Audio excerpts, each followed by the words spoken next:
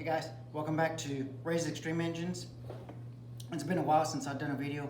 I've actually done a video for installing the Fitech in this 383. Here's the intake. I took it back off. This is the second time I took it off. I should have seen this the first time. I did the unboxing of the Fitech Ultra RAM, and I should have found this, and I didn't find this when I did that as well. If you're not a subscriber, hit that subscribe button. If you're not a paid subscriber, hit that paid subscription and you'll get benefits of in detail of installation like this, for this instance, for this Fitech, engine building, transmission building, including wiring. As you can see, that truck is getting wired up right now. Complete wiring system. If I'll show you the inside, there's wires everywhere. But here we are. We are for the Fitech. I've been back and forth with them on emails, phone calls. You'll be on the online waiting from anywhere from 30 minutes to an hour waiting on them. Sometimes I won't answer, so I have multiple phones on hold waiting for them to answer.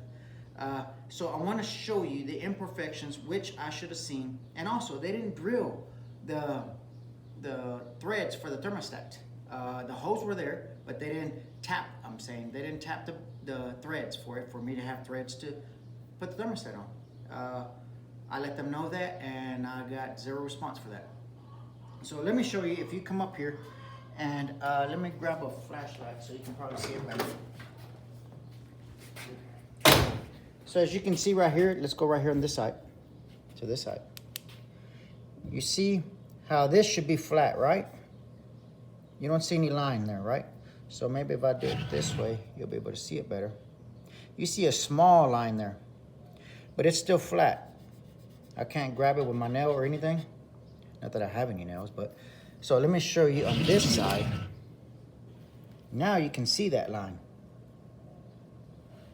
And you can grab it with your nail, you can grab it with your finger, you can feel it, and it is off. So what does that do?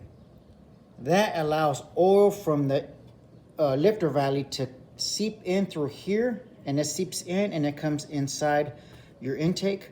And as you can see, it's all the way around. It's all the way across. The line is all the way across, so it's gonna seep through. And I saw that when I took it off. So I thought, you know what, there's oil going in there and I'm having issues, idle issues.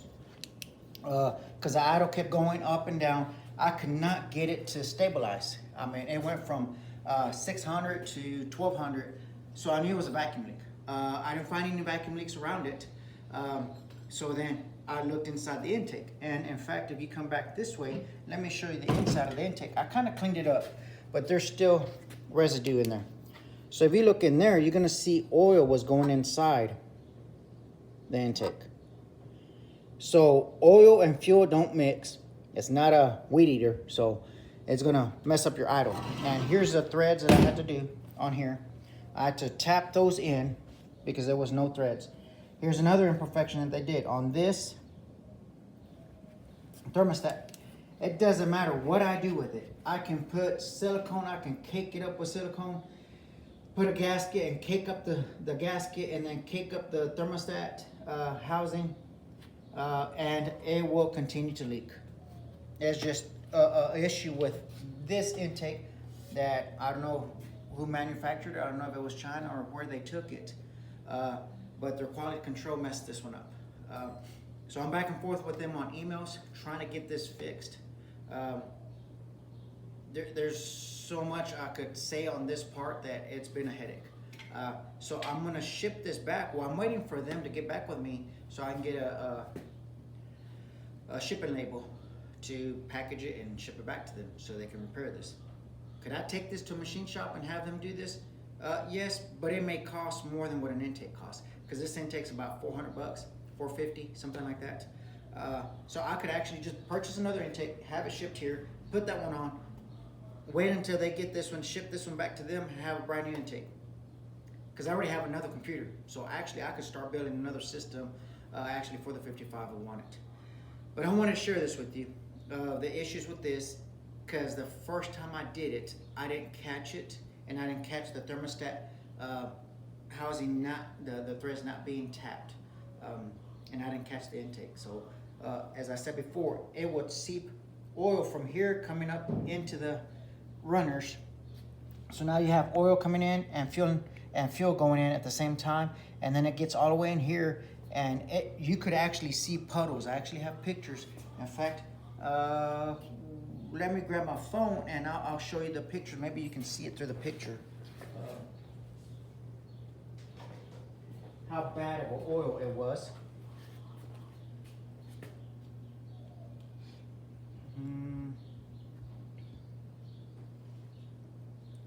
So, let me see. If you can see that, you see that oil in there? That oil that's right in the center, there's a puddle of oil there. Is there a glare or? There's a puddle of oil in there. That's how much oil was in there. It's like if you got a syringe and just squirted oil right in the center, that's how it was in here. That constantly continued to happen, and I was wondering what was going on, and there it was. It was no vacuum leak on the outside because I did a smoke machine and there was no smoke coming out. I did the carburetor spray and no smoke came out. I mean, the idle didn't raise up. What else did I do? I did another system to check for a vacuum leak. I did 3 different ones. I'm trying to think what the other ones were. But anyway, I did that and did not find a vacuum leak. Well, the vacuum leak was internal. I also checked it with the vacuum gauge, and it had good vacuum, but on the computer it showed negative. Well, it was sucking up on the inside, so there you go. I just want to give you an update on the Fitech. That way you'll see what's going on. The throttle body system, I never had any issues with it. I put plenty of those on, and it was a success every single time. And this one, I think it's just the intake. Once I get a good intake that is cut correctly and molded correctly, it shouldn't have any issues. It should idle good and it should respond good. So, because it did respond really good, just revving it up on high RPM, but idle, it just would not, and then it would have shut off on me as well. So I wanted to give you an update on that. Thanks for watching, and we will see you on the next one.